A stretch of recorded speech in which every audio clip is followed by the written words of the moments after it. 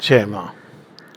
So today we take up the chapter on the four austerities and the four liberations. So basically, austerity, the word, there are two, three things here. Austerity means there are two ways in which it is used. How to be austere, how to be conserve something. That's one sense in which the word is used.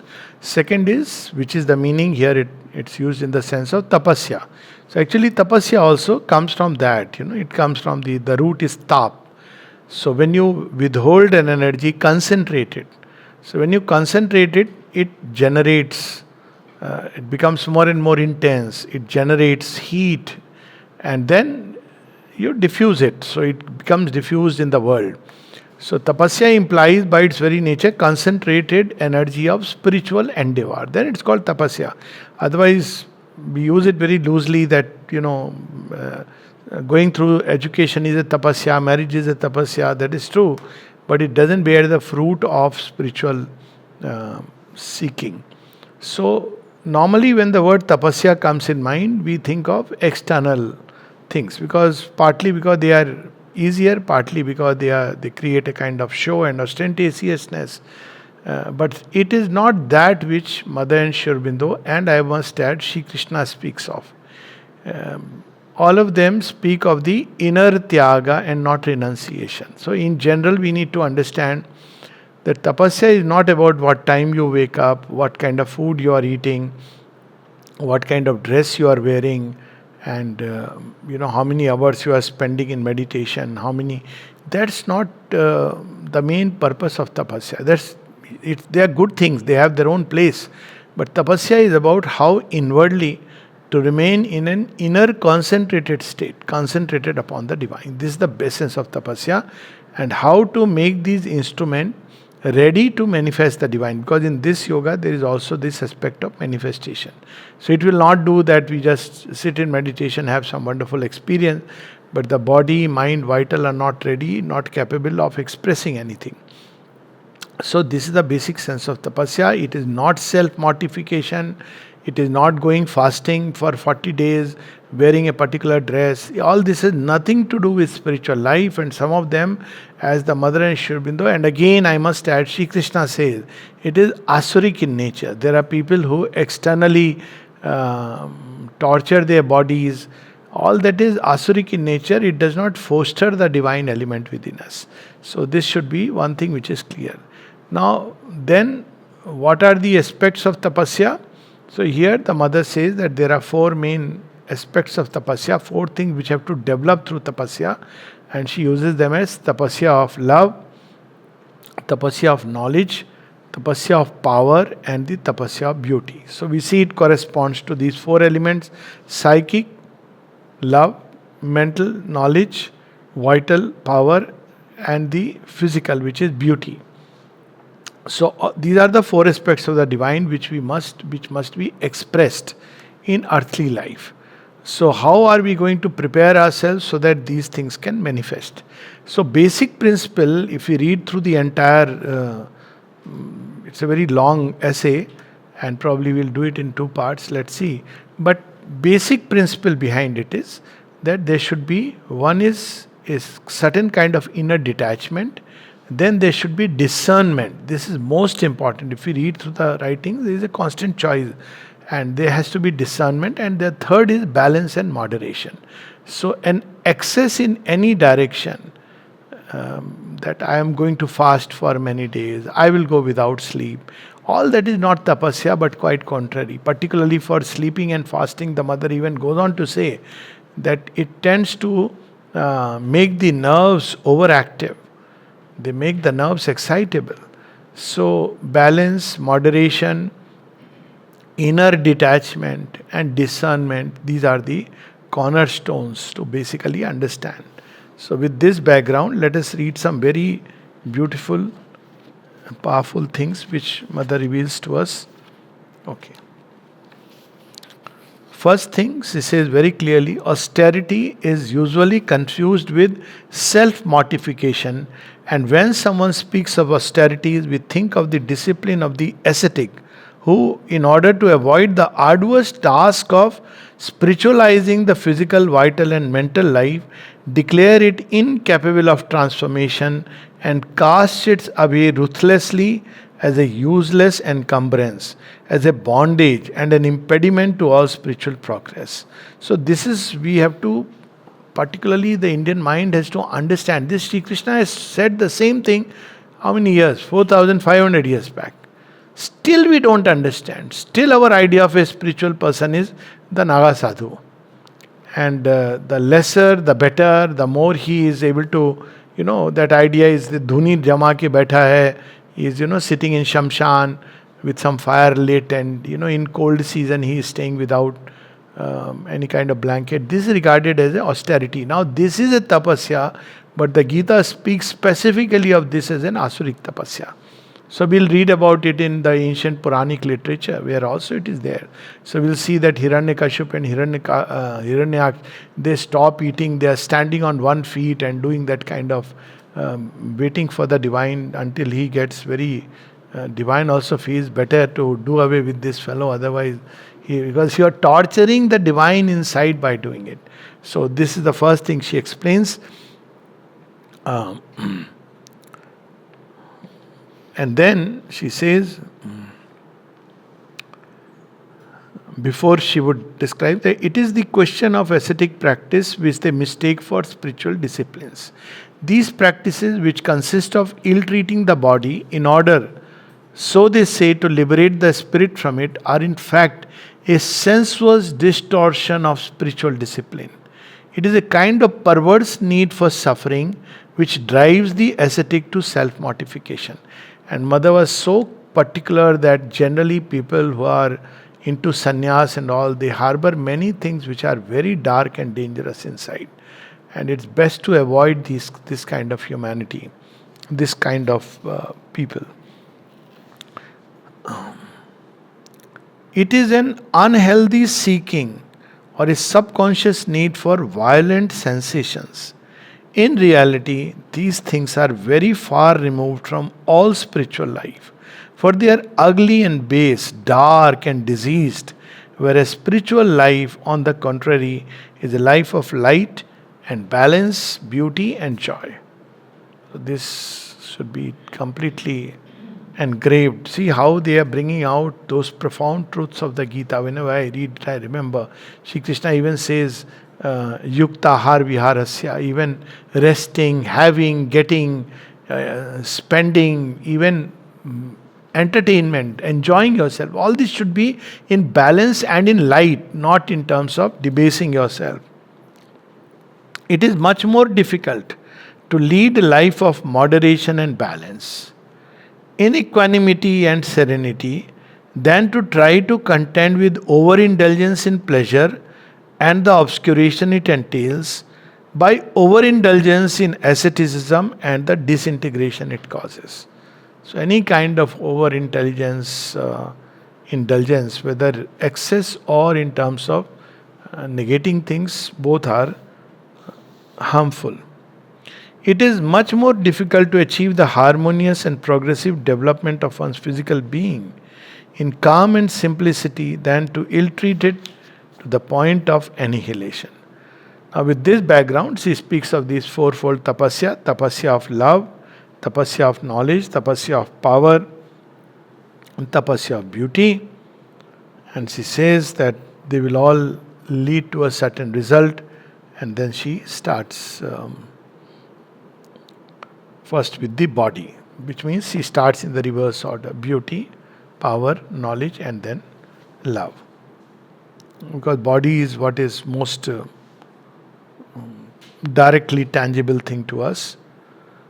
One must know how to avoid becoming a slave to one's habits. This is so important for the body. That, I've seen people having food in a particular time, which is very good because it is regularity and discipline. But it becomes so much enslavement that if there is a little bit delay, they become very uncomfortable about it. So it's important to observe, have certain degree of plasticity. However good they may be, The greatest flexibility must be maintained so that one may change them each time it becomes necessary to do so. So it applies to all kinds of these habits. I think one of the big advantage of transcontinental travels, it breaks your all these idea that you have to do things. It's good to do them at a certain point. Body works best, but otherwise, if you don't have the opportunity, like I can just give an example, I take a walk every day, 40 minutes. So if in case when like you're traveling, so what do? So I roam around on the airport. I see my time. I don't use a timer, but I just see generally. I walk. So in airport you can do 45 minutes, 50 minutes. So it is you're giving the body the needed exercise. That's what is important. Mother says you're walking up and down the staircase. So that also, if you do consciously, it becomes an exercise. So essentially, it's about that. One must build up nerves of steel in powerful and elastic muscles in order to be able to endure anything whenever it is indispensable. So many things, these nerves of steel, people wonder how to develop it. One of them is deep breathing. One of them is simply to practice enduring through the different, say, heat is there, cold is there, weather changes, people change, situations change. So the nerves normally react. That's why there are people who can't withstand. Let's say if there is an accident or something happens to someone, their reaction is, "Oh my God, what has happened?" Now nerves are unable to bear this information. Even if the music is a little loud, it should not be, but if it is a little loud, they get very uncomfortable. They start putting their hands to the ears to block the music. Or if they see a sight, they become very uncomfortable. So nerves should, while she's not saying you should expose yourself to these sights, but if these things are there, you should be able to endure them without having a breakdown. Say in a war-like situation, sirens going, all these. So in military, these things develop, but otherwise, it's important to be able to endure. Sometimes smell. Some people cannot eat food because they get smell of meat. They get smell of fish. In USA, if you cook South Indian food in your house, somebody may call, I don't know, the police or who, 911, that this smell I cannot tolerate. Such nice summer smell, and they cannot tolerate. I was very surprised. I said, even with the closed door, he says, yes, in case the smell goes, and there'll be a problem. And I have seen one extreme instance, which is people talk very highly of places like Singapore. Be careful what we are talking, material paradise. So there's a story of one bird which would chirp, real story. The person herself has told that a bird is chirping and disturbing the sleep early morning. Imagine. So if the bird is chirping, so it happened that because that bird was disturbing the sleep, she informed whoever are the concerned authority to make sure that, they do something about it. Now, what are they going to do? She found there are no birds in the colony after that. So this is the kind of civilization we tend to build. We can't endure. You see what happens in a place like, my first experience was in San Francisco, where suddenly, oh my God, it's a traffic jam. But I saw the car is moving. So I said, traffic jam means what? I used to traffic jam for hours. We build nerves of steel. By default in India, you develop the yoga and the nerves of steel with all the roads and everything. So the traffic jam meant that the car is moving slowly. So what distance you could cover in 15 minutes, you are covering in, let's say, half an hour, 45 minutes. So that's a jam. I say, wow, this is very good. This is called a jam. So this is how the nerves of steel are built, simply by developing endurance, and you don't have to do anything special. Life will give us enough opportunity. So, nerves of steel. There is an example of how somebody kept on shouting at Nalnida. Nalnida is listening. See somebody, people will start vibrating with that anger and react. Nalnida listens. After 20 minutes, he simply says, "Hoye gelo. Are you done? Over?" And then he walks away. This is called nerves of steel. You're not reacting, responding to, every little situation. A physical culture which aims at building a body capable of serving as a fit instrument for a higher consciousness demands very austere habits, a great regularity in sleep, food, exercise, and activity. So basically, these are the four main things: food, work, sleep, exercise. These are the main four areas in which the body is involved in one way or the other. So the first principle is that one must strictly shun all excess and every vice, great or small. One must deny oneself the use of such slow poisons as tobacco, alcohol, etc. So thankfully she is not further qualified, etc. But I suppose it's about coffee mainly and tea. But she has left it out of infinite mercy. But yes, in it should be, everything should be in moderation. Excesses, certainly alcohol, tobacco harm. That's known. Actually, it's well known that alcohol and tobacco harm the brain. So, brain is the seat of consciousness. So, if the brain itself is harmed, how is consciousness? There is no instrument. It descends through the brain. So, if the brain is not working well, if it is harmed, it gets accumulated. Also, the lungs, which are the instrument of the life force. So, tobacco and alcohol are harmful. So, this is not something which is good from the spiritual point of view, not moral. She is not talking anything about morality here. It's all if one wants to practice the spiritual life and spiritual discipline, particularly in terms of cultivating a healthy body which can be an instrument of the divine.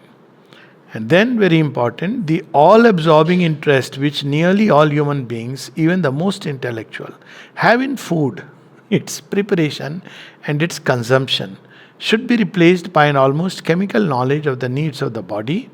So, this is, of course, we know the time spent on menu cards. This is the issue you can know. So many different menu and different, composition and how this is prepared.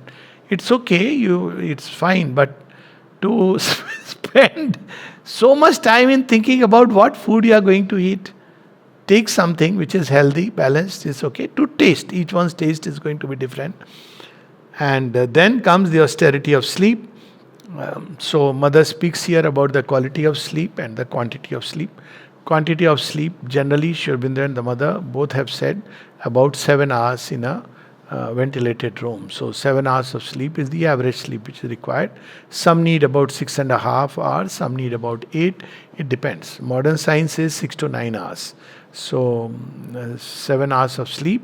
Best time is before, little before midnight, around 10:30, because sleep hormones go along with that. So, it's like you are going in sync with the body's mechanism, and waking up just before sunrise, maybe around 5:30, is a very good way to, by and large, it provides you 10:30 to 5:30 is the needed 7 hours, little bit plus minus is fine. And she speaks about quality of sleep. So there she says animated discussions, TV program which are very exciting, or music which can be very titillating. So all this is best kept away. Maybe some soft music, and most importantly, in those who are fond of meditation, can meditate for a short while. Or she says, just concentrate your mind on some higher ideal. So for us, it can be just simply mother in whatever way we conceive, and then with a little prayer while we are drifting into sleep, that may the sleep rejuvenate us, may make us healthy. And then she says, if there is a sleep problem, you can try a little bit fruit juice or soup or something like that just before sleeping. A little cup of milk. It's very interesting. She speaks about the cup of milk because milk actually contains tryptophan, which is a sleep-inducing agent. So when I had read, I said, "Oh, it's recommended even by doctors."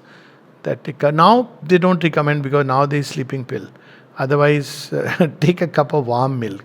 So it is supposed to be very good, but I don't know what is the alternative for vegans, because it's the normal milk which contains it, not soya milk and all that. So L-tryptophan is one of those chemicals which is actually sleep-inducing. So it helps the secretion of melatonin. So this is the one very good simple way. So this about food and sleep, and then she speaks about work and exercise. So exercise, again she says that each one can pick and choose what suits your body best, but whatever you do, do regularly. One of the best things that doctors recommend, and she speaks about it, that should be in consultation with people, well, is walking is the best exercise. And if you ask me, there's proper research studies that 35 to 40 minutes a day walk, 5 days a week, it guards you against many diseases like heart disease and all. It's just giving the body that needed exercise. Now, some people overdo. They think walking is good, so we can walk 2 hours. It's dangerous because your body is not normally meant for that. And if you do it, you are likely to precipitate a heart attack. So it's not about, okay, walking is good, so the more I walk, the better it is. It's almost like saying a day of fasting may be good, so the more I fast, the better it is. No. So moderation and balance. Then comes work. So in work, what is the austerity in work? Very beautiful, she's saying. It consists in not having any preferences and in doing everything one does with interest. So here everything. See how similar it is to the Gita, where the Gita speaks of sarvakarmani. It may be cooking, cleaning, washing. It would also include things like eating, speaking, in everywhere, whatever one is doing, reading or desk work or manual work, any work. So it should not be with the preference, I won't do this work, I can't do this work. Now again she is saying from the perspective of spiritual discipline. And life will offer enough opportunities for this. So she says there should be no preference. And in doing everything one does with interest. For one who wants to grow in self-perfection, there are no great or small tasks. None that are important or unimportant. That we know, Samam Brahman. And the life divine Sri Aurobindo says that the Brahman is equal in all. It invests that much energy in in the development of an ant hill, as in the making of the stars. And we can see that in, as Sri Aurobindo says, in the pattern and bloom of the flower he is woven, in the luminous net of the stars he is caught. And the hand then sent Jupiter spinning through heaven, spends all its cunning to fashion a curl. So whatever work may be there, the divine does not take it, this is important, this is unimportant, this idea of categorizing work into this category. We should leave that completely if we want to be seekers on the path of spiritual perfection. This one thing which I have seen very beautiful about the ashram. There are many things beautiful, but one of them which is beautiful is people are not graded according to the type of work you are doing. It's not like somebody giving lecture is a big person and somebody who is cleaning utensils in the dining room is not. No, that's not the way to do it. Everybody, whatever work is doing, and if you are sincere, and whatever work one is doing becomes sadhana. So there is no preferences there. All are equally useful for one who aspires for progress and for self-mastery. And then she says this leads us quite naturally to liberation in action. Austerities and liberation. What is the liberation in action? One can take up any action whatsoever without preferences, leave it the next moment if necessary. We see this in the life of Sri Aurobindo and the mother. And Sri Aurobindo has described this beautifully, that the sword has a joy in being kept aside, joy in the battle, joy in when it is broken. That equal joy discovered. So whatever work comes to a lot, we take it up. If it goes, it goes. So we should not feel that, oh my God, why have I lost this work? And think about it. So she says, for in one's action, one must be free from all social conventions, all moral prejudices.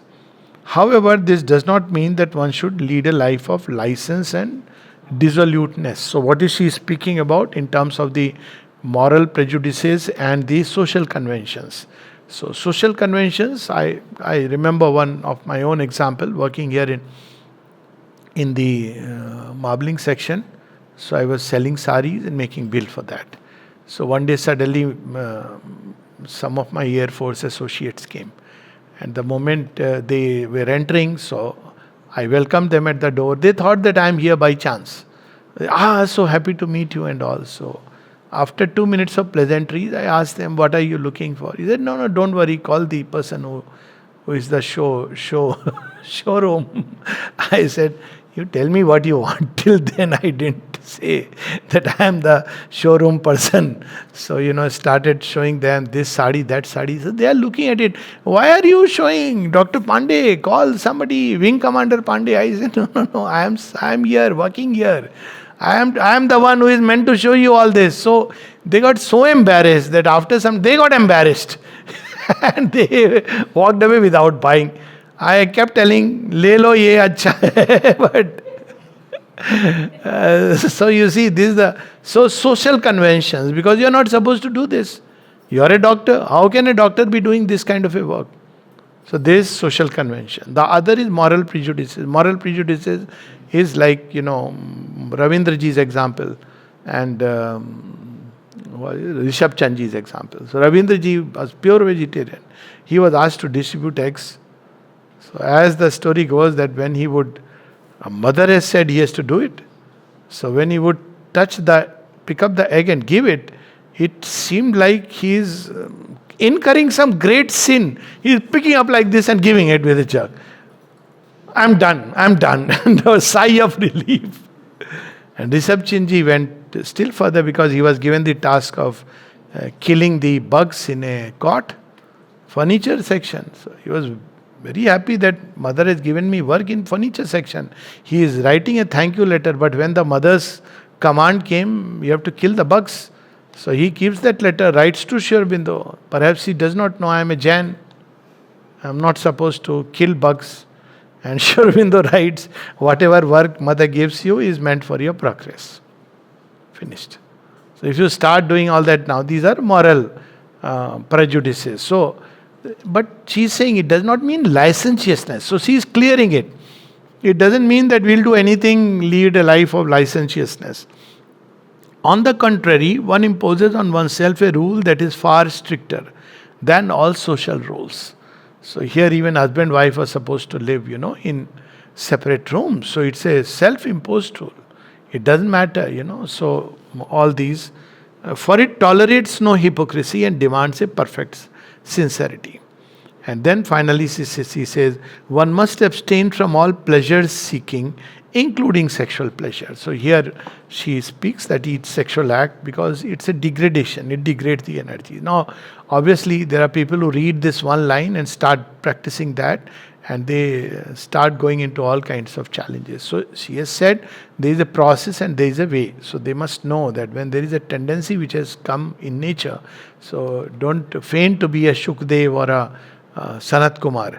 So you have to go through that process, but you must know where you are going, how to do it. So Sri Aurobindo speaks about Sanyama followed by Nigraha.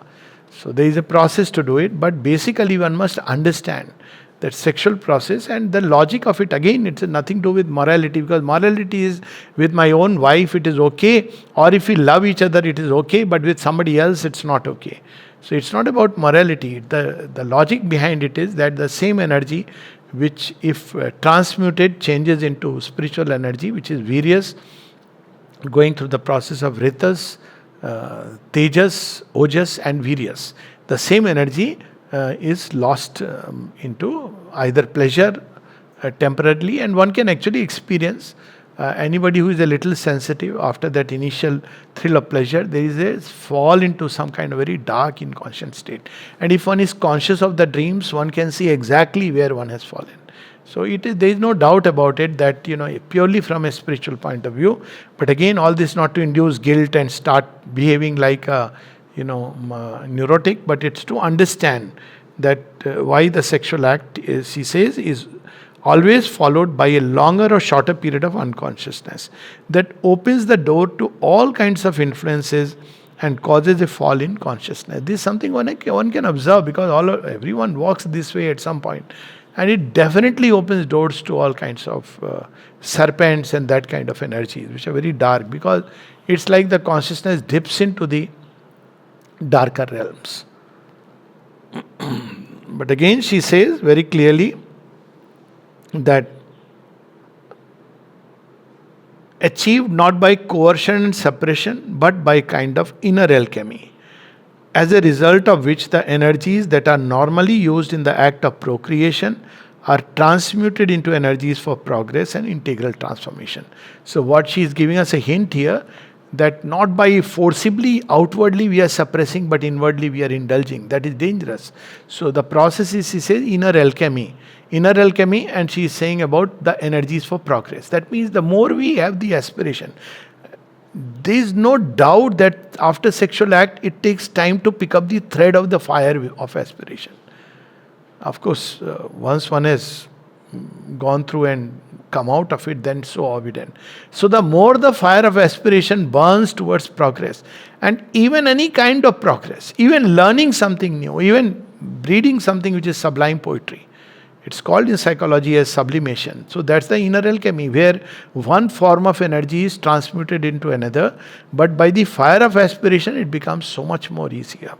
So by the fire of aspiration, it turns upward. Automatically it turns. Not that one has to do something, but because the consciousness is turned more and more towards the divine, so automatically, slowly it tends to become weaker and weaker, and then it changes. So she is giving this hint here.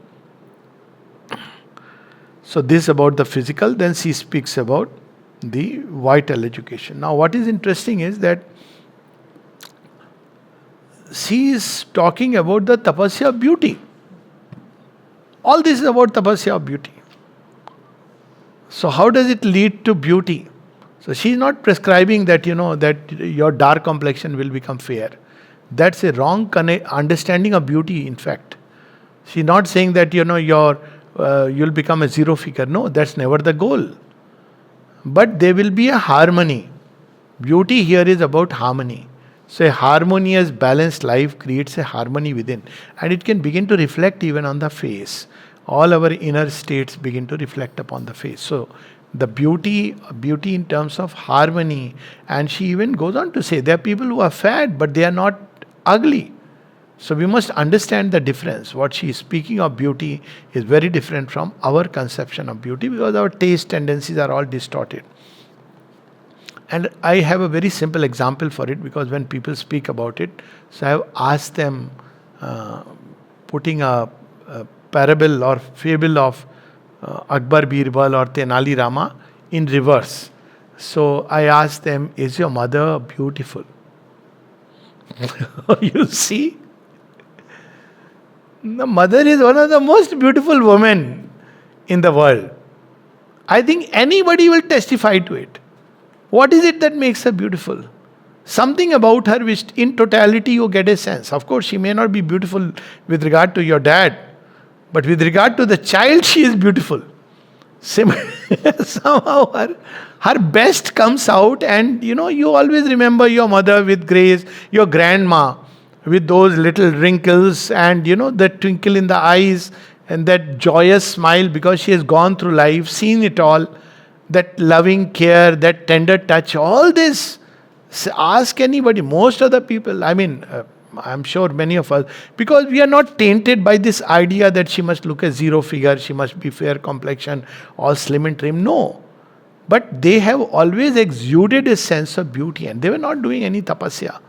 So we can just imagine that when somebody does tapasya of beauty, and this harmony tends to dwell, the person becomes so pleasant. The paradox is, when you stop seeking pleasure, you become pleasant. So that's how the Gita puts it. The Gita puts it that people who are who love the Lord, their presence is very soothing to everyone. So nobody gets agitated by their presence. Whereas there are other people, they may be very outwardly beautiful, but their presence is very agitating. And I can tell you some of these politicians and film actors. I have been nearby in certain occasions, and instantly you feel this is a kind of a vital horror which is moving around you. I often use the word bhutage.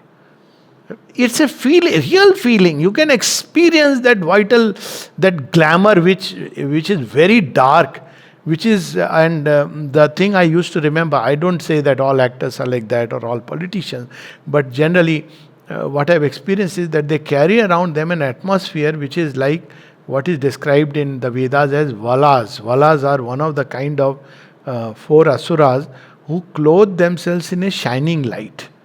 So they will look like, walking and with all the smile and people around and the best of dress, whatever it is, khadi or whatever wearing around. But you will feel that atmosphere which ambition and this kind of glamour and desire and pleasure seeking brings. It's a very dark atmosphere. So beauty and harmony, this is the tapasya, beauty, to bring out your inner beauty and make the body an instrument to radiate that beauty.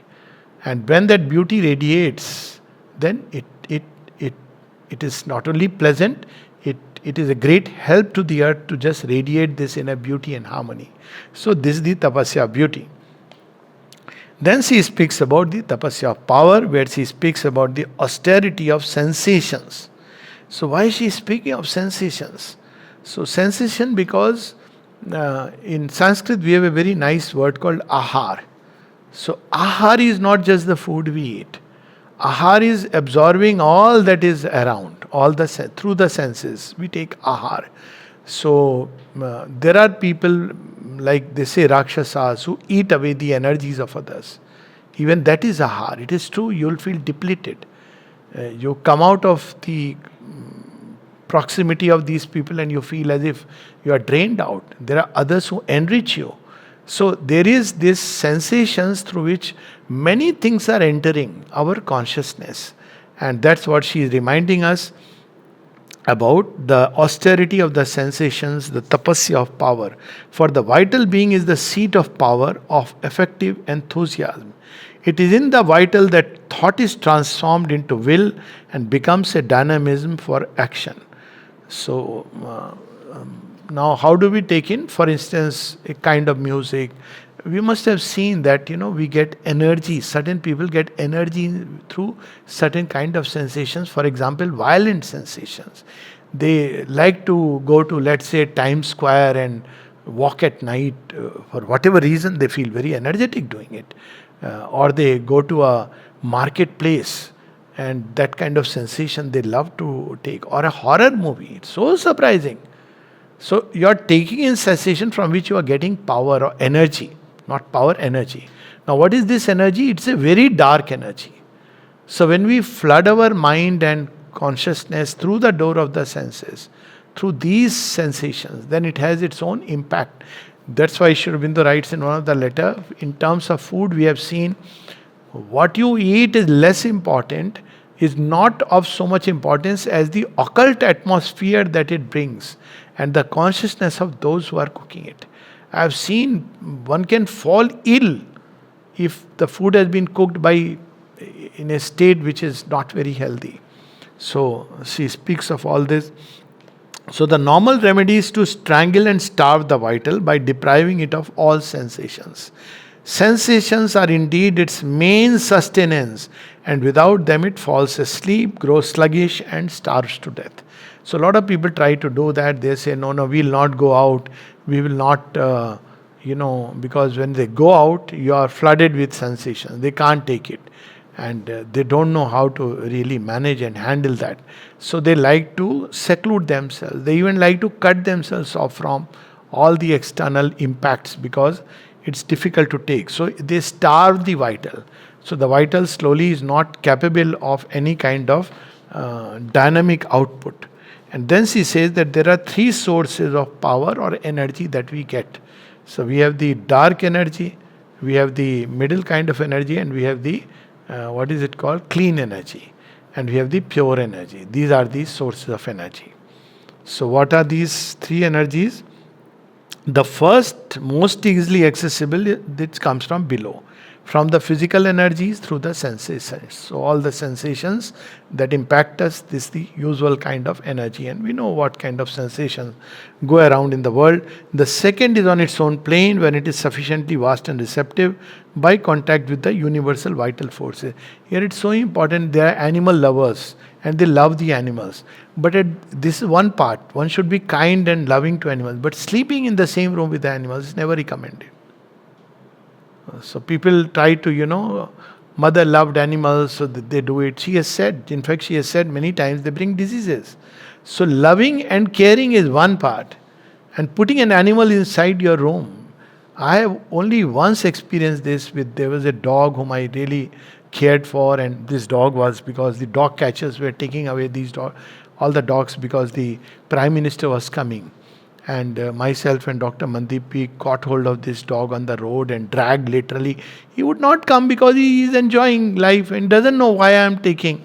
So I knew this fellow will be caught and taken away. So we dragged the dog all the way, put inside my room, and then I closed. I said, now you be around. The dog knew me. So it was little moving around, and finally we gave him something to eat till the Prime Minister goes. So then finally I made him sleep. Now I was sleeping in the same room. I would experience all that kind of different kind of energy all the time. I just didn't have a restful sleep. Otherwise, there is no problem. I mean, I've been to all kinds of houses. And it's a very nice dog. Not a violent dog. Many of us may have seen also. And very nice dog, pretty conscious dog. But the energies which were coming literally from the dog, because he is sleeping near the cot. Below not on the cot. So those energies come. So one should be very careful, because even that's why sleeping with who is there in the room, all this at some point, all these things do matter. But again, we must learn to endure. There are situations where you just can't help it. You can't say in the flight, I want to sit with a sadhak next to me. You have to learn. So maybe the person will say, sir, you change your seat. You seem to me a very uncouth fellow. So we have to understand in what sense, because some people become very fussy. I met people, sadhaks under inverted comma. So in Gurugram, they are feeling hungry. So I said, okay, we'll go and pick up something. No, I can't go to a restaurant, and I can't go here. I said, come on, today I am going to tell you how to eat in a restaurant. Teach you. So took to the restaurant. And you cut yourself. You don't have to see here, there, anywhere. You have to eat food just for sustenance. End of the story. Speak some beautiful things. You should not be affected at all by anything. So it was the first experience of the person eating in a hotel. And it was a nice place. Cool, decent place. I'm not talking of place. Now, of course, there are places which are not so healthy, dim lights and all kinds of songs going on. Definitely. There should be a choice. Equally, the capacity to endure. But you can cut yourself off from those sensations. It's possible. You don't have to physically do anything. The third is usually to which it usually opens only in a great aspiration for progress, comes to it from above by the infusion and absorption of spiritual forces and inspiration. This one can do anywhere and everywhere. So one can do it any place to be in a state of inner aspiration. It opens the door, because divine is everywhere and in everything. And to these sources, men always try more or less to add another, which is for them at the same time the source of most of their torments and misfortunes. Now here she is saying something which is so important to remember. It is the interchange of vital forces with their fellows. Look at now the beauty of mother's language. She says, usually in groups of two. Usually in groups of two. Which they most often mistake for love. This called, saying with what a finish. Usually in groups of two, which they mistake for love, but which is only the attraction between two forces that take pleasure in mutual interchange. So, especially when we speak. So when two people speak, three people speak, and most of the time when in a group it takes place, and it's well known. The cautious dress tend to be pulled down. One gets into that vital, whatever it is, so exuberance. So one should try to remain conscious in all these. Now we cannot avoid all the situations in life, but this is what she is cautioning us to remember us. Thus, if we do not wish to starve our vital, so what do we do then? Because many people take the other course. So they say, we'll not meet anyone, we'll not smile at anyone, we'll look down and walk. So this is a starvation. This is not what she is advising. She is advising sensations must not be rejected or diminished in number and intensity. So it's a very interesting, like a microsurgery she is teaching us. Neither should we avoid them. There are people who can't go even in satsang groups. They've told me we can't go. Why? Because these kind of people are there. Then they start talking, things which immediately after the nice satsang, they talk all kinds of things. You cut yourself off. Nobody compels you to, be dragged. But they don't go. They cannot mix even with devotees, even in a center. It's so difficult because they cannot. Now, it's a kind of deficiency, but very difficult to explain. So she's saying neither to starve or diminish. So what is she saying? Rather, we must make use, neither should we avoid them, rather we must make use of them with wisdom and discernment. Sensations are an excellent instrument of knowledge and education. And then she says very clearly, but to make them serve these ends, they must not be used egoistically for the sake of enjoyment in a blind and ignorant search for pleasure and self-satisfaction. That's what I want us to remember. In an Air Force party, nobody compels you, you have to drink, or you have to smoke, or you have to indulge in a kind of conversation.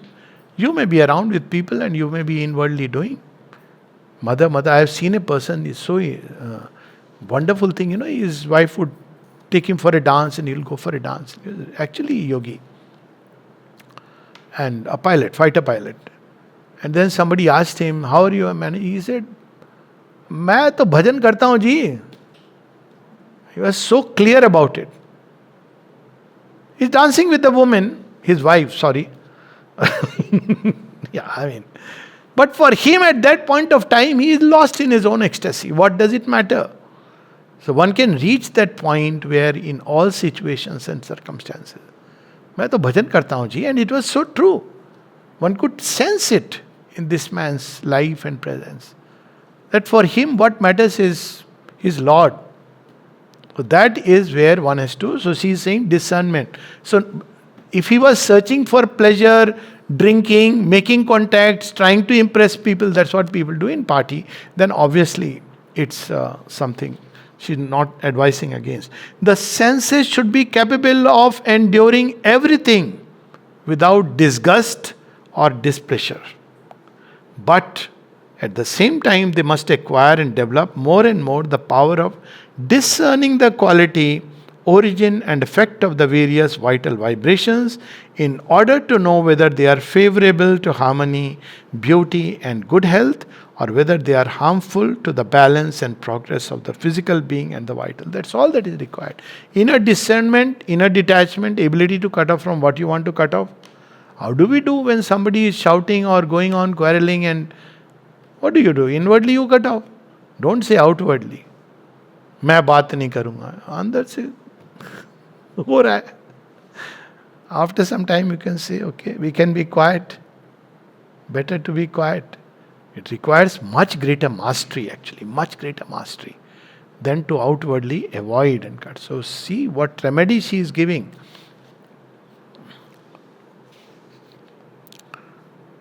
It is by enlightening, strengthening, and purifying the vital, and not by weakening it. See, Mother and Sri Aurobindo, nowhere children used to play downstairs, ringa roses and street, all kind. Now many sadhaks find it so difficult. Oh, there is honking going on. Are, who is asking you to concentrate on the honking going on?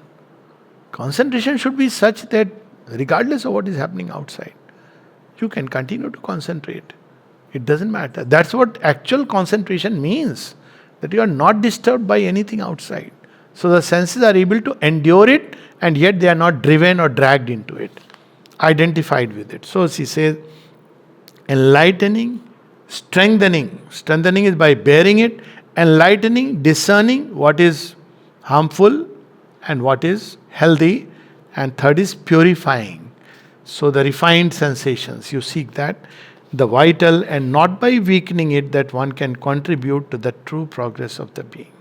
To deprive oneself of sensations is therefore as harmful as depriving oneself of food. But just as the choice of food must be made wisely and solely for the growth and proper functioning of the body, so too the choice of sensations and their control should be made with a very scientific austerity and solely for the growth and perfection of the vital. So she is not saying that deliberately go into places where all kinds of jing bang music is going on. No, you choose a music, choose something very nice, beautiful, uplifting. But at the same time, if you find yourself in a situation, let's say on a road where people are honking, so we should be able to endure it and not start getting jittery and nervous. That's what she's explaining to us.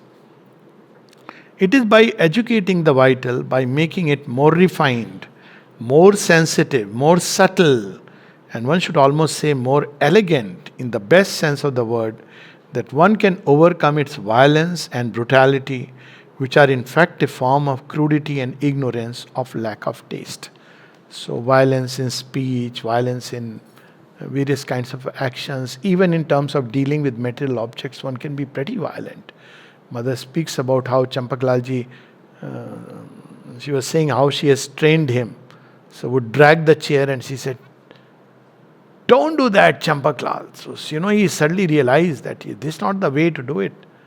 This is a kind of violence. We do it very often, drag it and put it and dhadam, dhudum. On books, for example, Mother has said that don't put anything on Sri Aurobindo Savitri. I have seen people just placing books so casually, randomly. Books are something because they are a power in themselves. Just throwing them around. Things may be scattered outside. Mother speaks of that in Sri Aurobindo. But they have then arrangement. There is a logic behind it. It's not like just strewn around. So they are, because there's a sensation going constantly. So there should be these sensations should be harmonious. So books are there. So the house may be full. But clutter is a different thing altogether. And books especially, Mother and Sri Aurobindo's books, people put so casually, so randomly. And then they will put, I have even seen people put thali over it. And worst, in one of the Sri Aurobindo centers, I saw somebody put teacup over it. And in their library, they had mixed books. One volume of Sri Aurobindo, then Rajneesh, and then somebody else, and all are great people, all are. So I said, I salute your greatness or foolishness. You cannot discern between things. But you see, people do that. They put them all together. So that discernment one has to develop. This comes with refinement. That the difference between what is what. Keep things, whatever you want to. But one must know the difference. And this is just about arranging books. The same allows, is for everything. Refinement, elegance, I have seen in Mother's great-granddaughter, Poonadi. Her dress, refined. I just still remember walking out of her room and going to one of the places I have forgotten. I was walking with her. She would ask me if you could come along. And I was just noticing her gait. I said, my God, this is just simply. She was holding a purse, small little purse. Not a designer, all those brands. But the way she was holding the purse, it's like holding somebody's hand. I remembered how when I first held the pulse, my professor told me, have you never held a lady's hand? So I told him, sir, no, though I don't know whether to say fortunately no or unfortunately no. Then he taught me how to hold the pulse. I said, oh, the patient will feel so comfortable. Otherwise, I have seen doctor, show me the hand, pat. It looks like an object, almost a dead object. And after seeing, they'll just push it aside. I have seen it. Even tying the blood pressure. The BP will go up. Temperature. And see, these are all sensation temperature. It's like you are almost hurting the person, pushing the thing through. These are all sensations, isn't it?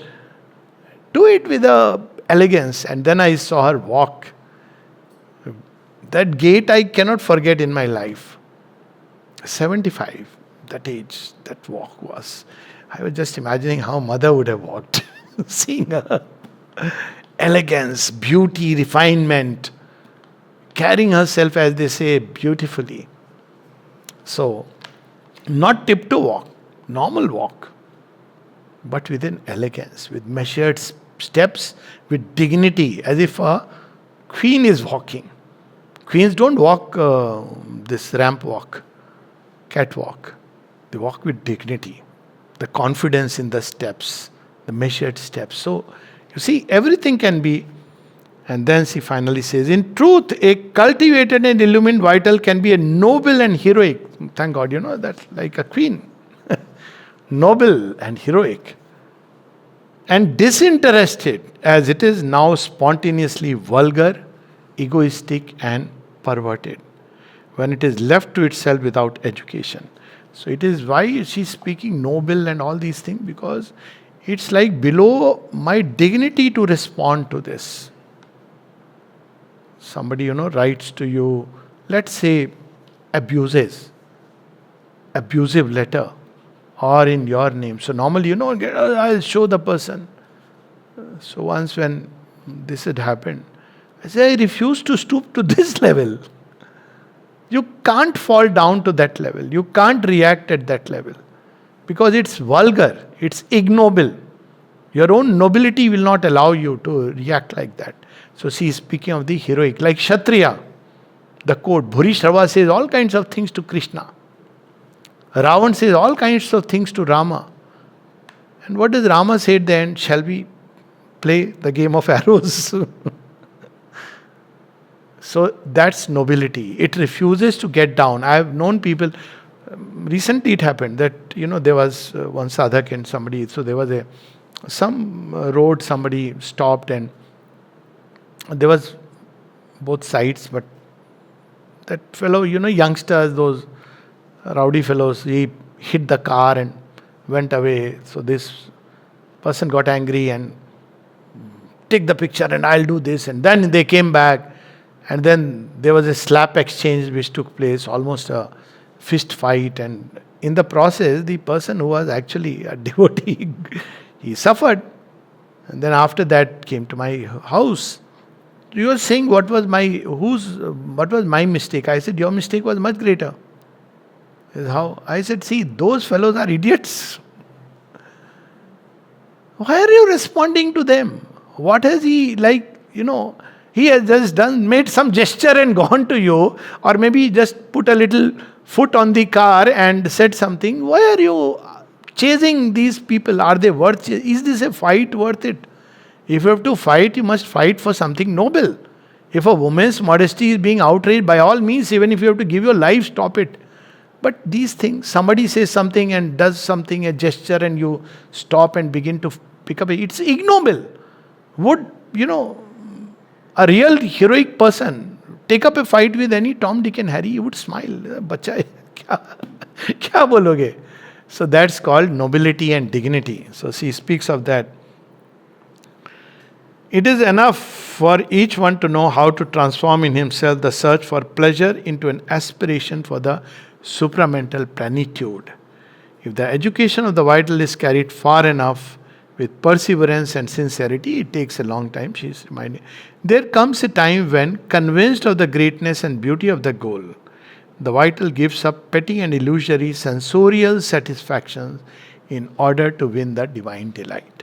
And it's a constant learning. For example, you can learn always. Somebody once remarked, telling me, Dr. Pandey, you're walking, your chappals are making a lot of sound. Now, my first reaction was like, what? How can you speak like this? But then I said, that's not the point. But they are making a sound, that's for sure. That person is crude. You don't say like that, not to anyone. I said, but at the same time, it's a lesson. It is making a sound. Now, I don't know how much, but I tried to walk consciously after that. Same with while eating, no? Pach, pach, pach, pach. These are all small little things. Refined things. Now, because you grow up in a certain habit, you drink a cup of tea and make a slurp. So you learn it. So I have technically learned it. So I asked, Okay, but how does one then drink the tea? So I learned that you don't pull with the lips. I'm telling you, it's a technique. Seriously, I say you don't pull with the lips because then it makes a slurp sound. So I say, how does one do it? So I said, put it to the lip and then till the teacup. I said, oh, that is so simple. I never imagined because I was like adamant, defiant. How can you drink tea without making that lovely sound which you enjoy? That makes you feel that you are sipping tea. So I said that's what it is called, sipping. I was trying to justify, no. I said no, it's nice for you, but it doesn't. So all these things you learn, the gestures, the push, everywhere, all sensations, they become refined. So it's very good to learn and grow. Not that somebody making a slurp is a bad guy. It's just that he has grown up like that. We should not, castigate anyone. And certainly it doesn't mean don't eat with hands. Eat with hands, but eat with beauty. You can eat with hands in a nice way, beautiful way. You can eat with spoon and fork in a horrible way.